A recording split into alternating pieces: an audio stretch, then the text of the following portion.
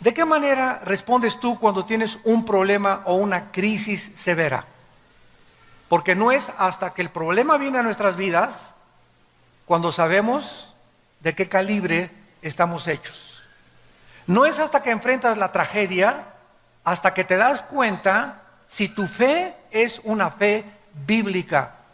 Porque hay muchos cristianos que llenan las iglesias en el mundo entero, pero cuando se enfrentan a un problema o a una tragedia, la tragedia o el problema los desmorona, los deshace, se caen al suelo y muchos hasta abandonan la fe. ¿Qué pasó? ¿Estas personas tenían fe? ¿Eran realmente cristianas? ¿Tenían la fe bíblica? ¿O simplemente eran creyentes religiosos de las iglesias, de las cuales las iglesias abundan esta clase de personas? No es hasta que la fe es probada a través de los problemas, las tragedias y las tribulaciones que nos damos cuenta si la fe que profesamos es verdaderamente la fe que salva. Cuando tú tienes un problema o enfrentas una crisis, ¿te enojas? ¿O eres de las personas que avientas todas las cosas desesperados en tu casa y comienzas a gritar, cállense, nadie se me acerque, porque te salió el hombre Hulk por dentro? ¿O recurrimos algunas personas a anestésicos, como en las películas que tienen un problema, una crisis, y se preparan su copa de whisky o su copa de tequila para mitigar el dolor, para calmar la ansiedad, o un toque de marihuana, o un pericazo de cocaína, etcétera, etcétera? ¿O eres una persona que cuando enfrenta la crisis y el problema, no recurres a ninguna de estas cosas, no te exaltas, simplemente caes de rodillas y lloras y en la angustia derramas tu corazón delante de Dios? Dios mío, pasó esto, pasó aquello, y aquí no me voy a levantar hasta que yo tenga paz y me llenes de tu espíritu y la tranquilidad que Dios me da, que esto que me está pasando es para mi bien. Ahorita no entiendo por qué pasó este problema, pero sé por fe que es para mi bien, Señor, porque tú tienes un plan perfecto para mi vida, y si tú diste tu vida por mí, ¿cómo no me darás todas las cosas? Y en ese momento la paz que sobrepasa todo entendimiento guardará tus pensamientos y tu corazón en Cristo Jesús. ¿Has experimentado este poder de Dios ya en tu vida? ¿Has atravesado estas crisis y has probado a Dios en esas crisis en lugar de tomar la puerta falsa? En este pasaje que acabamos de leer y que vamos a estudiar, Israel enfrenta una crisis, una amenaza tremenda. Pero lo interesante de estos versículos que acabamos de leer es que el Espíritu Santo no se enfoca tanto en la guerra que los amenazaba, en el ataque de esta tribu nómada de los amalecitas, sino que el Espíritu Santo se enfoca y en medio de este pasaje nos da el secreto para vencer cualquier problema o crisis que nos amenace, y el secreto es la oración. La oración. Dicen en Efesios 3:20, y aquel que es poderoso para hacer que todas las cosas abunden en nuestra vida y hacerlas mucho más grandes y darnos una respuesta mucho más inimaginable que podamos nosotros cruzar nuestro pensamiento, según el poder que actúa en nosotros. Dios es poderoso para responder las oraciones, pero tú no vas a poder nunca descubrir el poder de la oración si no eres una persona acostumbrada a orar. Y a orar por tus problemas, por los de tu matrimonio, por los de tus hijos, por económicos, por el de salud. Cuando nosotros no somos personas de oración todos los días, cuando las crisis vengan, las crisis nos van a hundir, nos van a devastar, van a sacarnos a muchos del camino, y muchos perderán absolutamente la brújula para seguir siguiendo a Jesucristo. Veamos en primer lugar el versículo 8 y 9 y comencemos a estudiar este pasaje. Y dice: entonces vino Amalec y peleó contra Israel en Refidim. Lo primero que tenemos que entender es lo siguiente: los amalecitas fueron la primera tribu que atacó a Israel saliendo de Egipto. En cuanto salieron de Egipto, venían hacia la tierra de Canaán. Y en el intermedio entre Egipto y la tierra de Canaán estaba el desierto.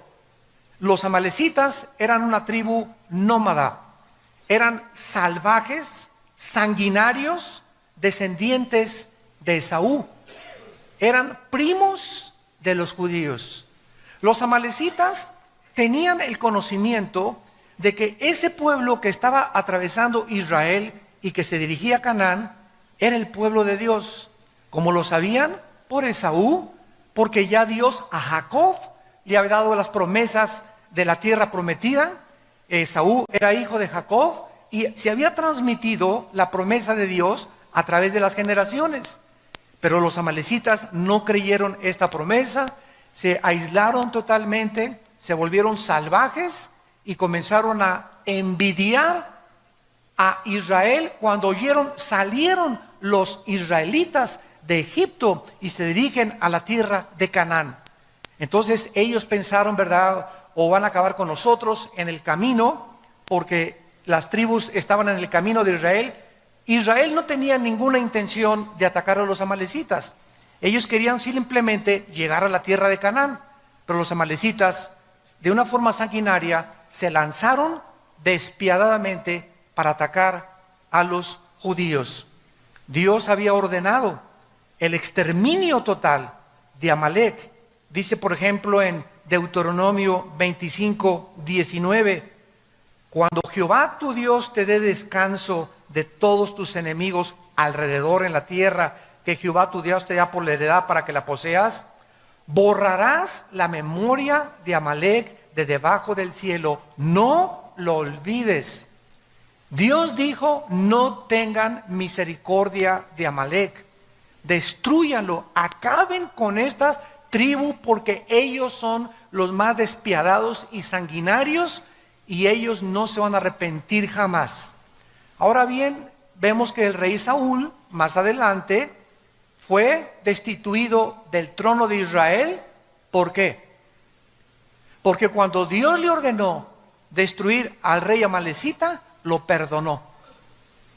Y perdonó al ganado, y eso, dice Samuel, le costó en 1 Samuel capítulo 15 al 17, el trono y todo el gobierno al rey Saúl. ¿Quién fue el que acabó con los amalecitas? El rey David. Fue el último rey que acabó con los amalecitas. Ahora bien, después de todas estas cosas y antecedentes acerca de los amalecitas, tenemos nosotros que tratar de descifrar y de entender qué representan los amalecitas. Porque todas las cosas en el Antiguo Testamento son un símbolo, una representación de algo en el Nuevo Testamento. En el Antiguo Testamento vemos guerras, tribus atacando a Israel, cuerpo a cuerpo, y en el Nuevo Testamento cambia totalmente el panorama y el medio ambiente.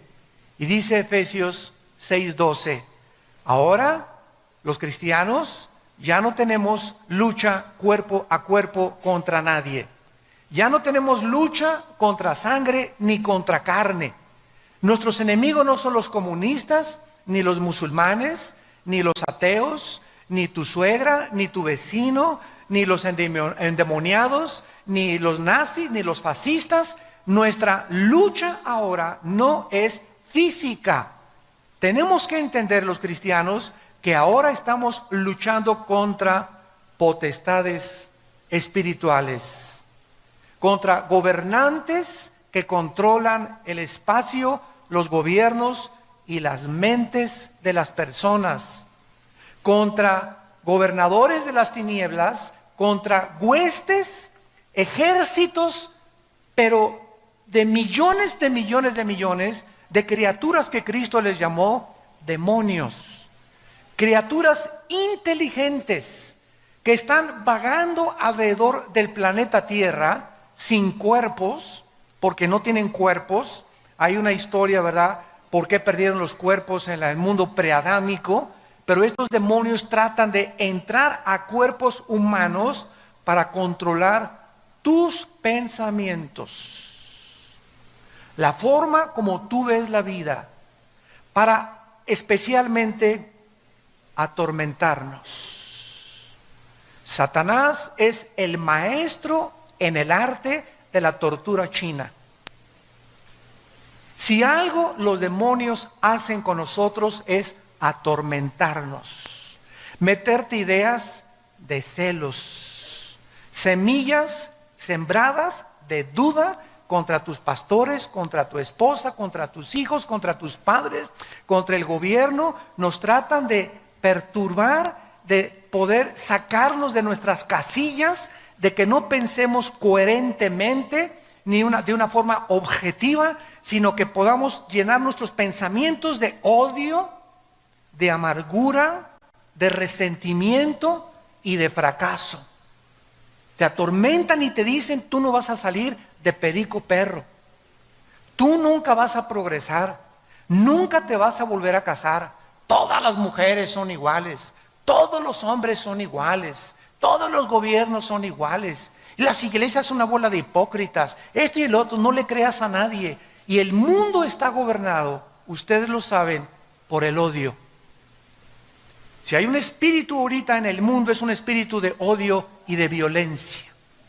Porque esta es la razón por la cual Satanás está atacando a los seres humanos, para que entre nosotros nos ataquemos unos a otros. Y este espíritu está en las iglesias. Y ahora lo vemos, y yo lo veo en mis constantes viajes, ¿verdad? Presbiterianos contra bautistas, pentecostales contra nazarenos, nazarenos contra arminianos, arminianos contra calvinistas. Y aunque haya diversidad de doctrinas en el cuerpo de Cristo, porque no todos tenemos toda la verdad, nos debemos amar, nos debemos de soportar y tolerar. Ahí me encanta en los debates que tengo en la televisión, debatir con ateos, con comunistas o con hermanos en la fe, sobre que la salvación se pierde, que no se pierde, que los demonios, que esto y el otro, pero no con el afán de demostrar, pues yo sé más que tú, ¿verdad? Sino con el afán de sacar más la verdad y poder escudriñar, investigar. Y es preciosa meternos a la Biblia y darnos cuenta que muchas cosas que sabemos, no las sabemos como las deberíamos de saber. Entonces, cuando tenemos esa mentalidad, ¿verdad?, de no de competencia, sino de que somos un cuerpo, y no importa que tú seas bautista o Asambleas de Dios o Calacuaya o Amistad Cristiana o Vida Nueva, somos hermanos en Jesucristo y debemos amarnos y soportarnos y no competir entre nosotros, ni agredirnos, ni atacarnos los unos a los otros, que es lo que el diablo quiere hacer. Casa dividida no puede permanecer. ¿Qué representan los amalecitas? De acuerdo a la mayoría de los teólogos en el mundo, los amalecitas representan, o Amalek, la carne. No a Satanás, la carne. ¿Qué quiero decir con esto? El más grande enemigo que tú tienes y que yo tengo, no es Satanás. Está dentro de mí, está dentro de ti. El más grande enemigo que tenemos nosotros está dentro de nosotros. Escúchenme bien. Y si ese enemigo que está dentro de mí y dentro de ti, yo no lo conquisto, esas pasiones lujuriosas, sexuales, de venganza, de amargura, de odio, de resentimiento, de envidia, de avaricia, si no conquisto dentro de mí estas pasiones, no puedo conquistar a nadie. Porque vamos a conquistarnos primero a nosotros para poder gobernar. Yo no puedo gobernar si antes yo mismo soy presa y esclavo de mi propia carne dentro de mí. En Filipenses 3, el apóstol Pablo escribió: porque no somos de los que confiamos en la carne. Y cuando hablamos de la carne, estamos hablando de esa antigua naturaleza adámica, caída, que aun cuando somos cristianos, está dentro de nosotros. Los cristianos no somos diferentes a los no cristianos, más que somos hombres perdonados, nada más. Pero los cristianos, igual que los no cristianos, seguimos teniendo pasiones, seguimos teniendo envidias, seguimos teniendo pleitos, seguimos teniendo las obras de la carne. ¿Por qué? Porque estamos en proceso de ir venciendo una por una a través de la santificación. Y por eso muchos no cristianos se espantan cuando ven muchos de nosotros. Pleitos entre los hermanos y envidias entre los hermanos. Y lo primero que dicen, ¿qué es? Pues no, que son cristianos. Pues sí, pero contéstale, pero no soy querubín. Entonces, tratemos, ¿verdad?, de entender esto. Somos personas, los no cristianos tienen igual que nosotros, pero los cristianos tenemos dentro de nosotros el poder de Dios, que los no cristianos no tienen. El poder de Dios para vencernos a nosotros mismos. Dice en Santiago 4, resiste a Satanás y entonces él huirá de ti. Y más adelante dice, ¿verdad? Dios resiste a los soberbios y le da gracia a los humildes. Entonces fíjate lo que dice Santiago 4. Si yo quiero resistir a Satanás, no tengo que atacarlo en el nombre te vengo a echar ni por aquí por allá, a menos que haya un endemoniado. Pero no luchar así, que se han juntado cristianos hasta el Popocatépetl, fueron a sacar demonios al Popocatépetl, ¿no? Y para que ya no eruptara bueno, tantas cosas que hacemos, ¿verdad? Tan locas. En lugar de eso, dice la Biblia que la forma en la que yo impido que Satanás entre a mi vida, en la forma en la que yo impido que Satanás me ataque, es siendo humilde. Dios da gracia a los humildes, resiste a los soberbios. Y nosotros resistimos a Satanás y confiamos en Dios. Entonces, para que podamos nosotros resistir a Satanás, tenemos que ser humildes. Y de eso se trata el estudio que vamos a desarrollar a continuación. Vamos a ver, en primer lugar, 3 cosas importantes en este ataque de los amalecitas. Número 1, este ataque que le lanzaron a Israel fue cruel y salvaje. Dice Deuteronomio capítulo 25. Fue un ataque cruel y salvaje. ¿A quiénes creen que atacaron los amalecitas? Atacaron a los que iban hasta atrás de la marcha de Israel, a los enfermos, a los cansados, a los lisiados, a los desganados, a los amargados, a los desilusionados. A esos fueron a los primeros que atacaron. Dice Deuteronomio 25, versículo 17, acuérdate de lo que hizo Amalec contigo en el camino cuando salías de Egipto. Escucha, de cómo te salió al encuentro en el camino y te desbarató. ¿Qué cosa? Él nos ataca por detrás. El diablo es un cobarde y sabe que dentro de nosotros tenemos este enemigo. Y este enemigo que tenemos dentro, que es la carne, es bien traicionera. Y si un pastor o un cristiano está cansado y no descansa y no ha tomado vacaciones y no se fortalece, contra ellos viene el ataque. Pero el cristiano que tiene comunión con Dios diario, que está leyendo la Biblia diario, que está analizando su vida todos los días, está fortalecido en el espíritu y la carne comienza a debilitarse. Y Satanás no tiene entrada a mi vida si mi carne yo la debilito espiritualmente y me fortalezco espiritualmente. Pero si yo comienzo a no darle de comer a la carne y alimento mi espíritu, entonces Satanás, Cristo dijo, el diablo no tiene parte en mí. ¿Por qué? Porque Cristo no tenía la naturaleza pecaminosa. El diablo no podía encontrar ninguna avenida, ninguna entrada, ni en su mente, ni en sus oídos, ni en ningún lado donde lo pudiera atacar. ¿Dónde lo atacó Satanás? Tratando de que Cristo se independizara de su Padre y comenzara a tomar decisiones sin la voluntad de su Padre. Dile a esas piedras que se conviertan en pan. Pero no era la voluntad del Padre que se convirtieran en pan. Y si Cristo le hubiera hecho que esas piedras se hagan tortas de jamón o cubanas, ¿verdad? En ese momento no era pecado, porque no es pecado comer. El pecado consistía en que el diablo lo quería hacer actuar independientemente del Padre. Una esposa es maltratada por su esposo y la carne te dice, ¿verdad? Agarra la charola, el sartén y dale un charolazo sartenazo por afuera. Ahí está la carne, el enemigo entre nosotros. La Biblia me dice lo contrario. Ora por él y perdónalo. ¿Qué camino escojo? El camino de Dios. Yo lo perdono en el nombre de Jesús, aunque tenga ganas de ahorcarlo. Y cuando tomo esta decisión, viene el poder de Dios y Satanás no me puede atacar. Alguien te hizo alguien te robó, me quiero vengar y le voy a hacer esto y el otro. Si tomas el camino de la carne, pierdes. Mi esposo me traicionó, pues yo también me voy con otro. O me voy con otra. Si siempre que escogemos la carne, vamos a perder la batalla. Y cuando escogemos el camino de Dios, aunque parece que es más difícil, es el más bendecido. Porque Dios honra a los que le honran. ¿Me van siguiendo? Dice en Deuteronomio 25, 18, cómo te salió por detrás, te desbarató la retaguardia de todos los débiles que iban detrás de ti.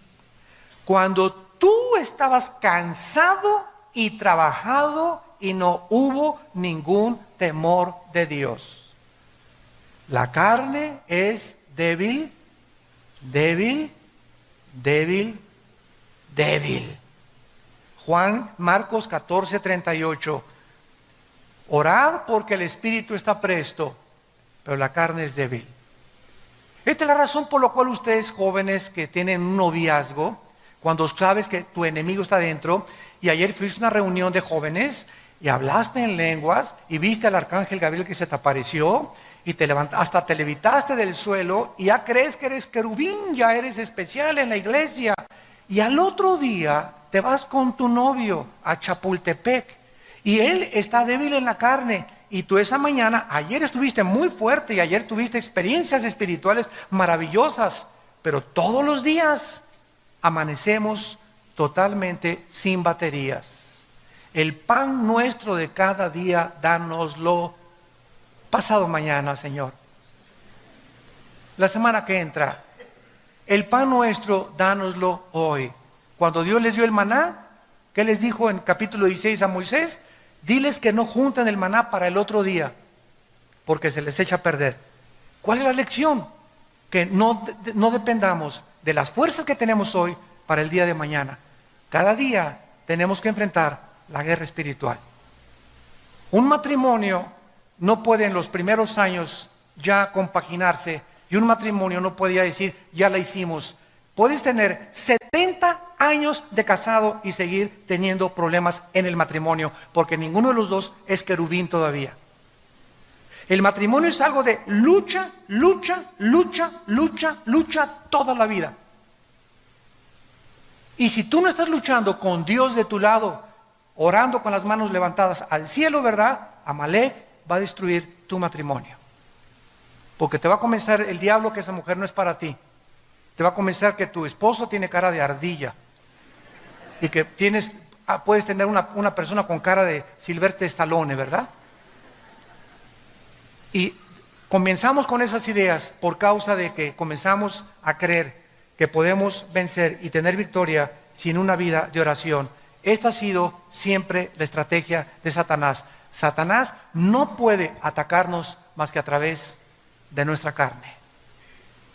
Es la carne la que tenemos que crucificar. Es la carne la que tenemos que hacer morir. Es la carne la que Él usa para poder manipularnos y controlarnos.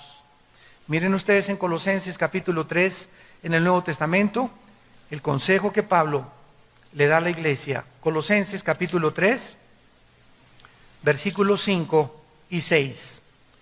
Y dice Pablo, hagan morir. ¿Qué dijo Dios a Amalek? Desbarátenlo, destrúyanlo, no hagas negocios con Amalek, no juegues con Amalek. La orden es exterminar a Amalek. Y Dios te dice, no juegues con tu carne, no coquetees con el pecado, no sigas mirando a esa mujer que no es tu esposa más de 2 o 3 veces. No subas a una muchacha soltera, tú eres casado, a tu coche, no la subas y menos cuando está lloviendo. No le des, a los pastores no le des consejería nunca a una mujer sola. Un pastor no puede hacer eso. ¿Quiere consejería? Me estoy muriendo, pues muérase. Si mi esposa no está conmigo, no la aconsejo. O si no está una hermana conmigo, no le doy consejería. Y menos en mi oficina con las puertas cerradas. ¿Por qué? Porque la carne es débil. La carne es débil, la carne es débil. No creas que porque de vez en cuando veo una película pornográfica, una vez a la semana y una canita al aire, comienzas a coquetear con el pecado y a creer que puedes vencer eso. La pornografía comienza a meter en nuestra vida fantasías sexuales que te llevan siempre, siempre, siempre al adulterio. Las fantasías sexuales provienen de la pornografía, que te llevan a traicionar los votos a tu esposa y a tu esposo. Siempre comienza debilitando la carne Satanás. El que fuma comenzó con un cigarro, uno de vez en cuando. Al mes ya son 3, a los 2 meses ya te fumas una cajetilla, a los 2 años te fumas 2 cajetillas de cigarros. Y comienza con la marihuana. Esta es la bachilla, y comienzas a creer que la bacha y que al año eres marihuano. En Acapulco les dicen macizos, de la Golden de Acapulco. El que comienza con la cocaína, igual con un pase, todo comenzó, como dice la canción, comenzó con un dedito y la mano agarró. Todo comienza poco a poco. Satanás nos va debilitando hasta que la carne me pide ya sexo, o me pide droga, o me pide alcohol, o me pide cigarro, o me pide esto. Y ahí es cuando yo ya abro la puerta a la invasión demoníaca. Y los demonios se vienen a atacar mis pensamientos, mi cerebro, y me amarran, me hacen esclavo de eso. Y hasta que no hay un quebrantamiento y un arrepentimiento profundo en mi vida, no puedo ser libre. Y para eso se necesita la obra del Espíritu Santo, porque Él es el único que nos convence de pecado. Por detrás viene la traición. En segundo lugar, el ataque fue sorpresivo. Israel no lo esperaba. Dice en 1 de Pedro 5:8, velad y orad porque vuestro enemigo el diablo está como león rugiente, pero rugiendo, buscando a ver qué hermanito está en la retaguardia. ¿Quién tiene ya 2 o 3 días que no ora? ¿Quién por ahí no trae su Biblia ya a la iglesia? Ya la Biblia ni les importa. A ver esos hermanitos que ven en la noche, repórtenme por favor, les dice a los demonios, ¿quiénes de los que se dicen cristianos ven pornografía? Pásenme la lista, apunten y váyanse, manden un batallón contra esa casa y ataquen esa mente de esa persona. Anda buscando como león rugiente. A ver, ¿quién de los hermanitos es tranza? ¿Quién no ha pagado sus deudas? Pero se persina y dice que él es cristiano y tiene deudas por acá y deudas por allá y ni siquiera abona para las deudas. ¿Quién se iba a cassettes y libros de librería sin pagar? Búscame esos hermanitos y Satanás comienza a tratar de devorarte. Él no viene a lastimarte, viene a acabar contigo. No tiene misericordia Satanás ni los demonios contra nosotros. ¿Y qué pasó? Ay, pues Señor, el diablo, no le eche la culpa al diablo. Le abrimos la puerta a través de la carne, de la debilidad de la carne. Entonces, así es como los atacó Amalek. Fue un ataque sorpresivo. En tercer lugar, fue un ataque con el propósito de exterminar a la nación judía. Cuando nos atacan los enemigos, vienen con el propósito de acabar con mi vida. Si acaban con mi vida, acaban con mi matrimonio. Si acaban con mi matrimonio, acaban con mis hijos. Y tus hijos serán hijos de padres divorciados, sufriendo los traumas, los psicológicos que sufrieron el divorcio, y atacará tu negocio, y atacará tu crisis, y viene a acabar con todo lo que tú le des chance. Él viene para atacar, robar y destruir. Yo he venido para que tengan vida, dice Cristo, y para que la tengan en abundancia. Dice la Biblia en el Salmo 83 que esta fue la intención en todo el Antiguo Testamento de los enemigos de Israel. Querían exterminarlos y hasta el siglo XXI se sigue cumpliendo lo mismo. ¿Qué quieren las naciones ahorita de alrededor de Israel?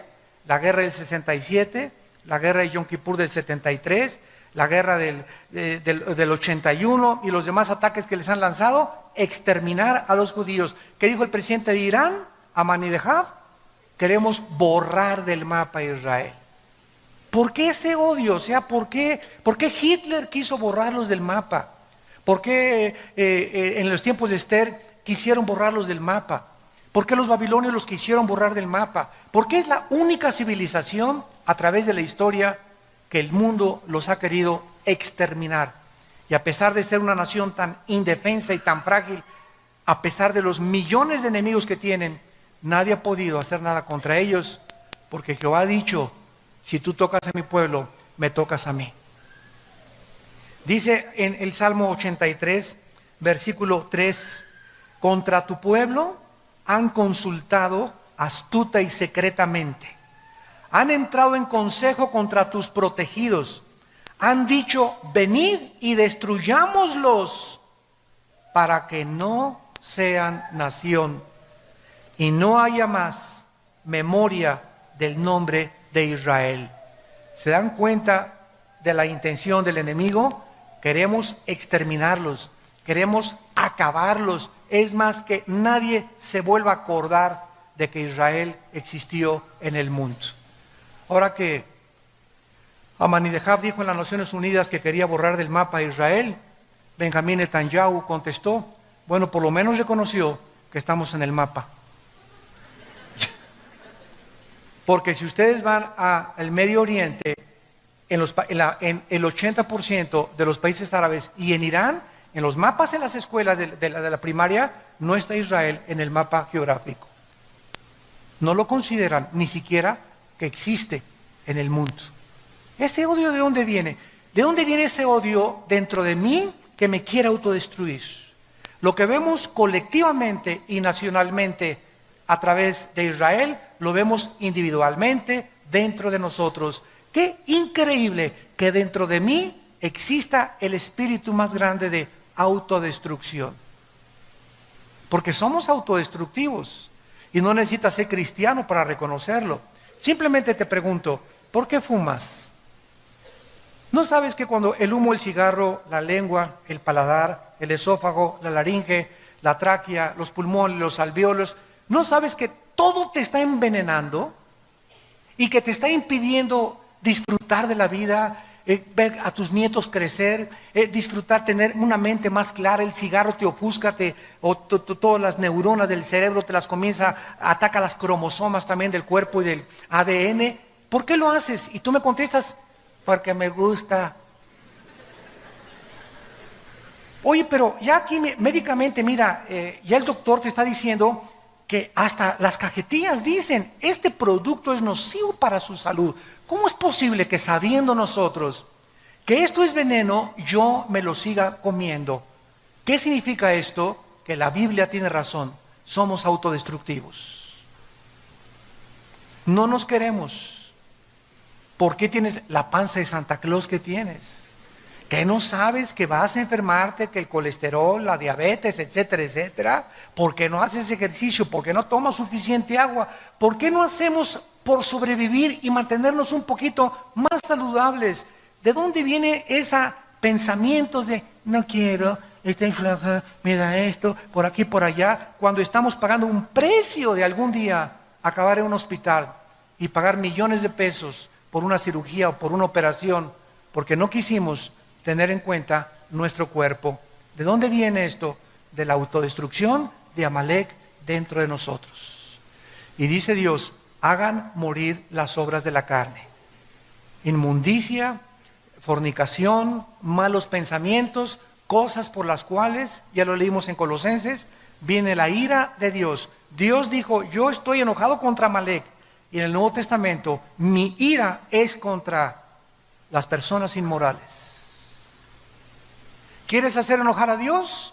A través de la inmoralidad, lo haces enojar y te va como en feria, no sabes el precio que vas a pagar.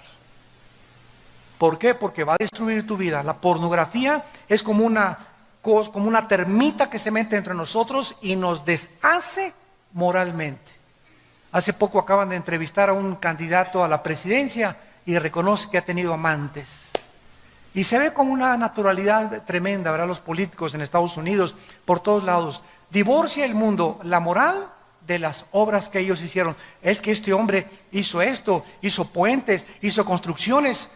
Y pues sus canitas al aire, ¿verdad? Todos los tienen. Y golpeó a la mujer, no hay ningún problema. Y divorciamos el carácter de lo que es la persona ante la sociedad. ¿Saben ustedes que ahorita en el mundo la palabra resultados ya se introdujo al cristianismo?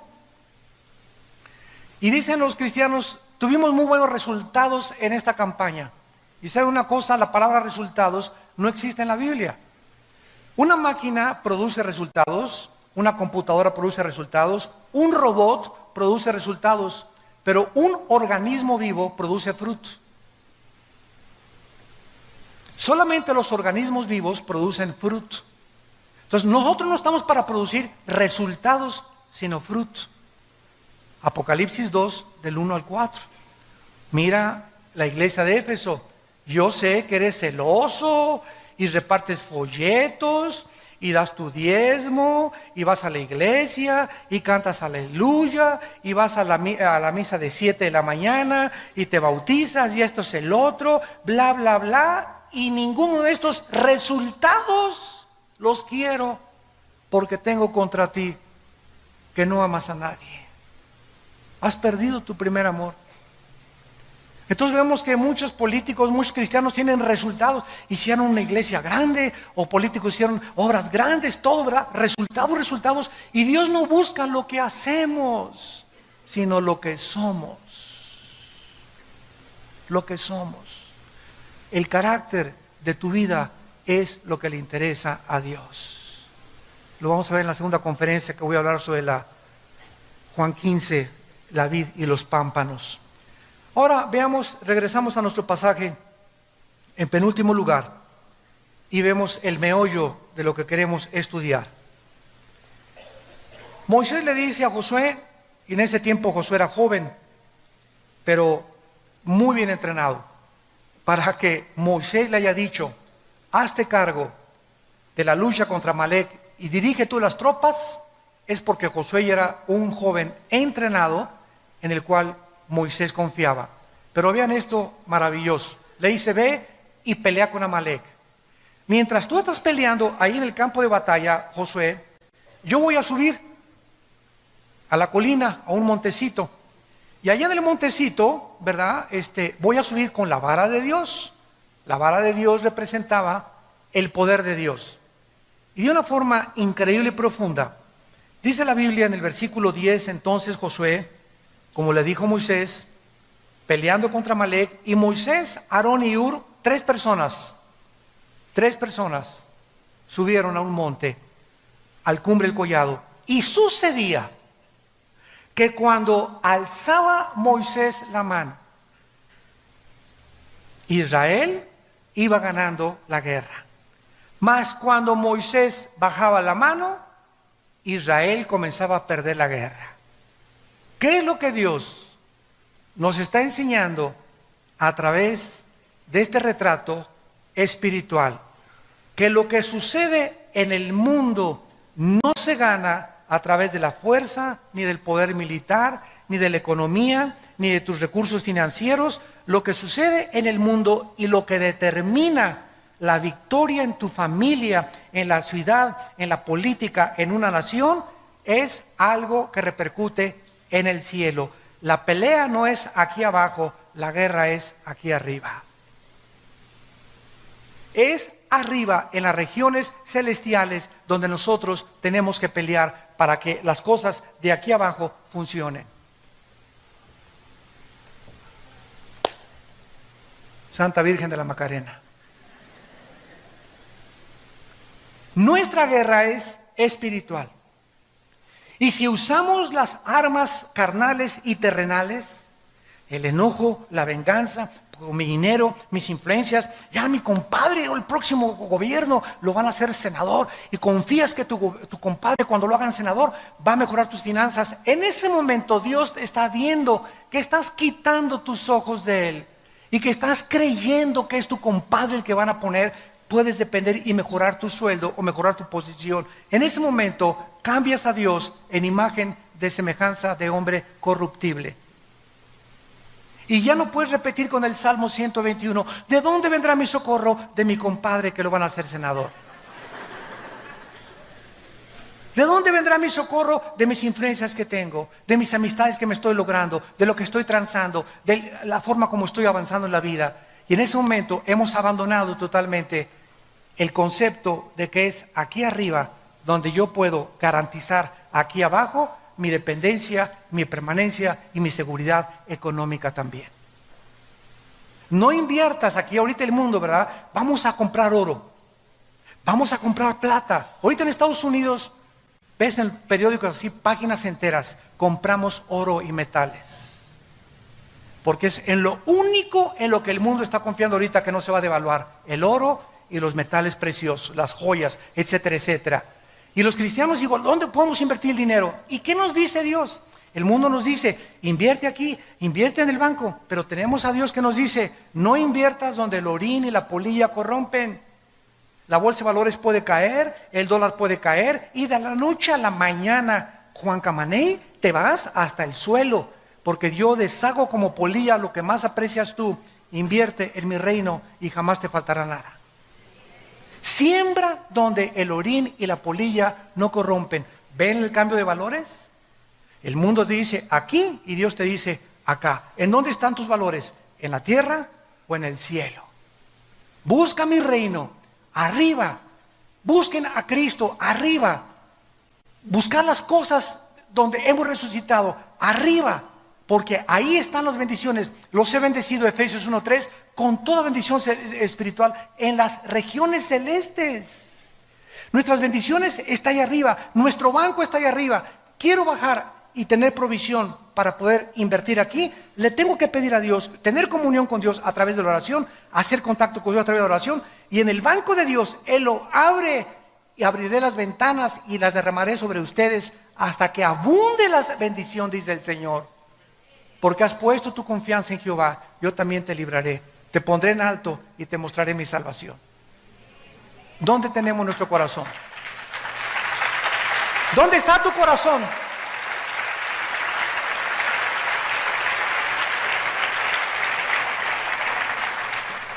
Dice en Proverbios capítulo 21, Proverbios capítulo 21.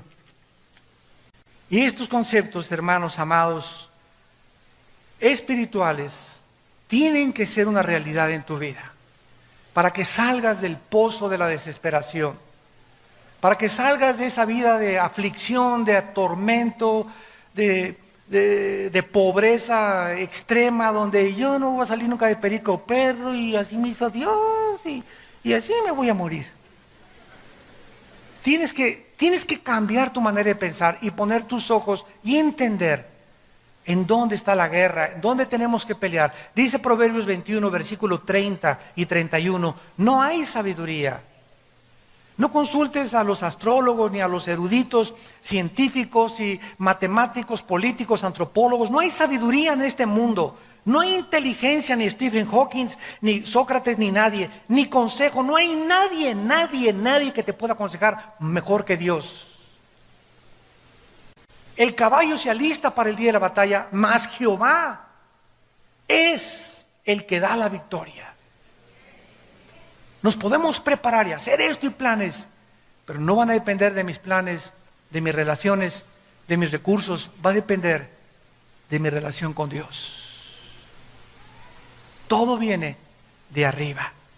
Vean ustedes ahora Salmo 33,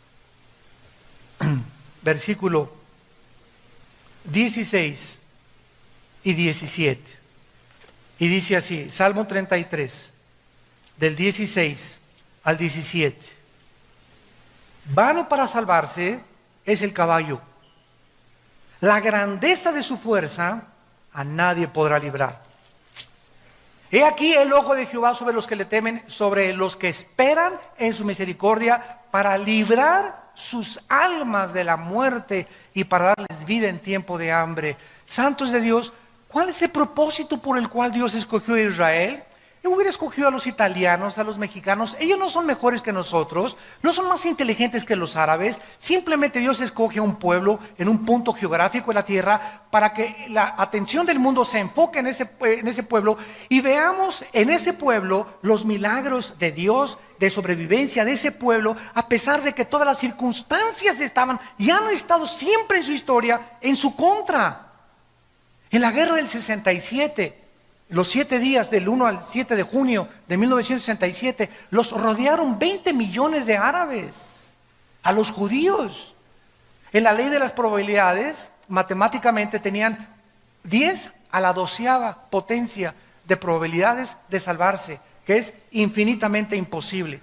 No había posibilidad de que se salvaran, eran demasiados contra ellos.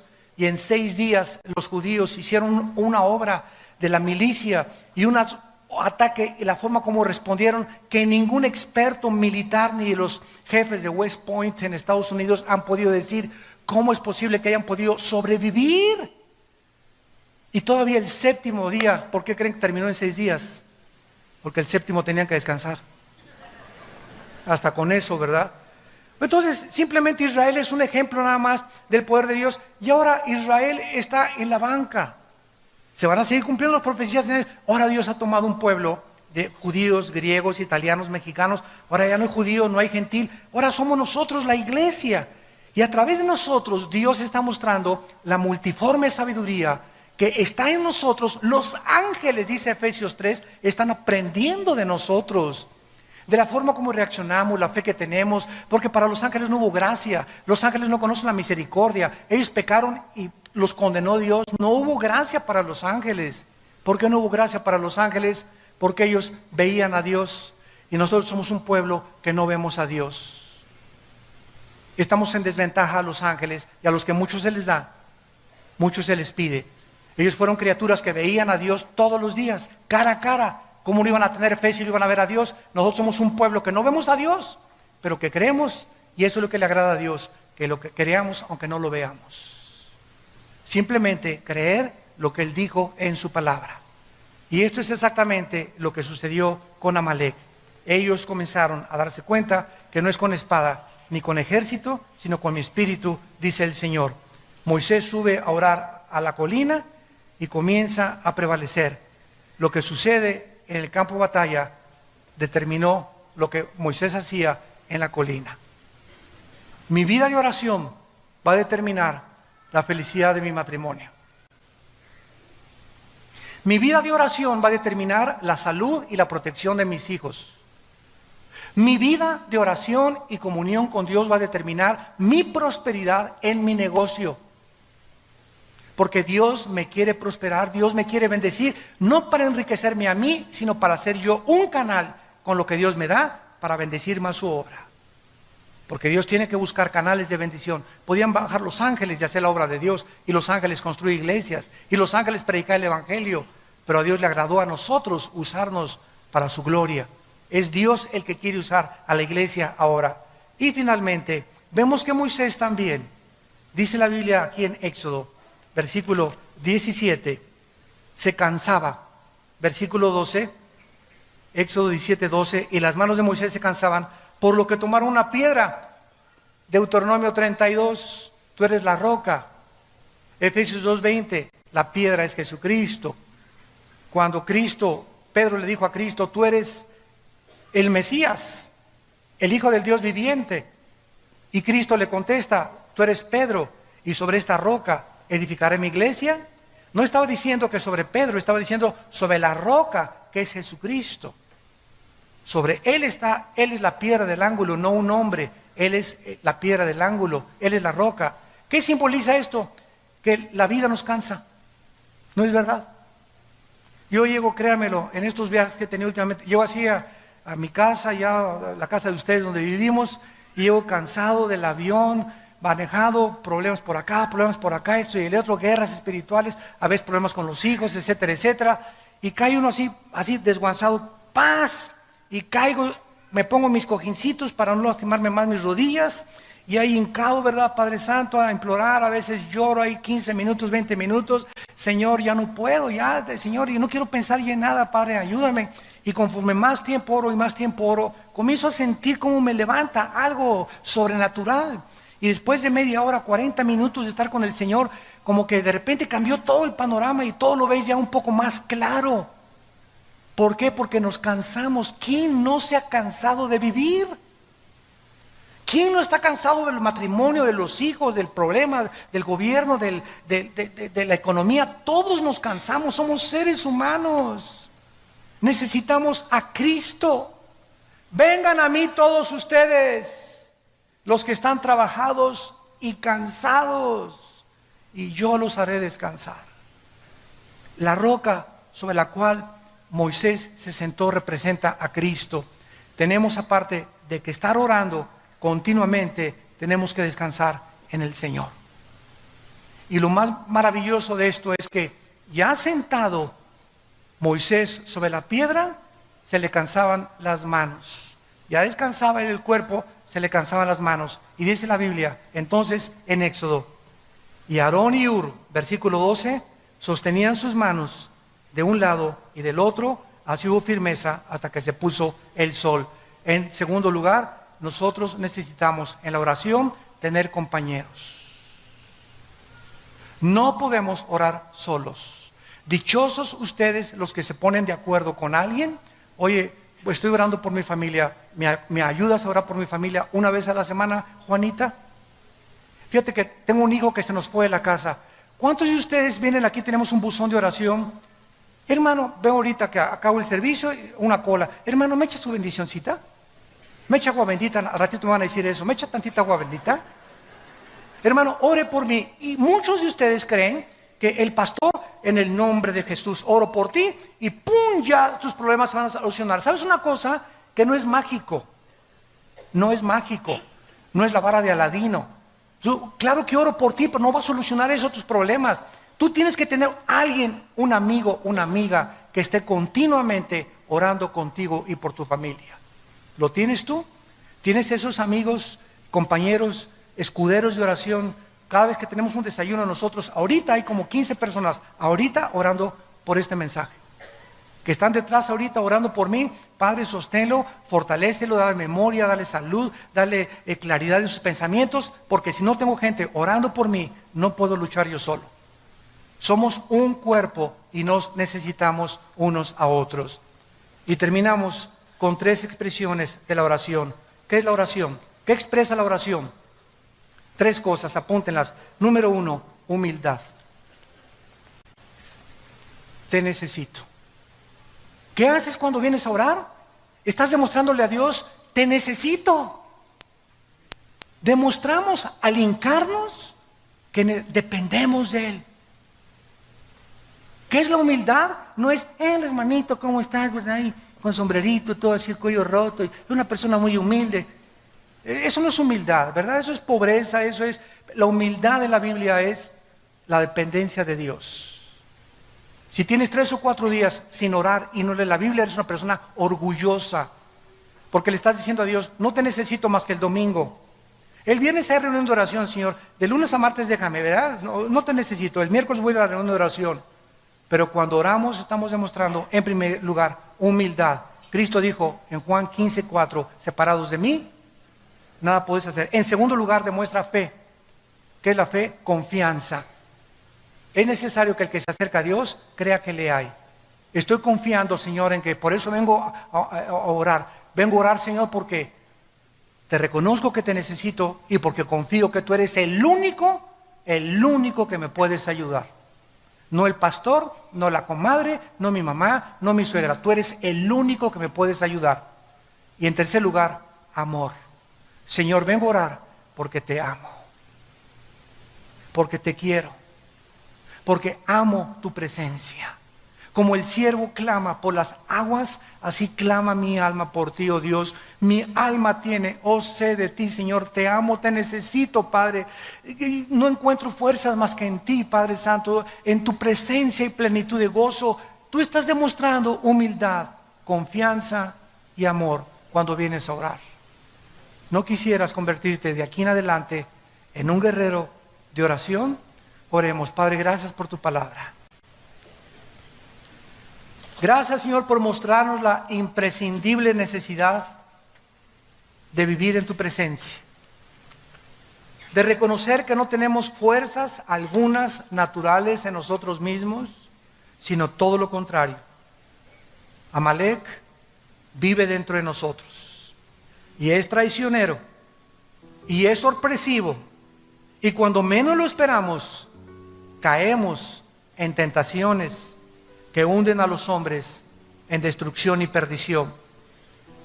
Teniendo conciencia del traidor que traemos dentro, vivamos en la presencia del Altísimo, subiéndonos a las alturas a través de la oración para determinar el éxito de nuestras victorias aquí abajo en el planeta Tierra.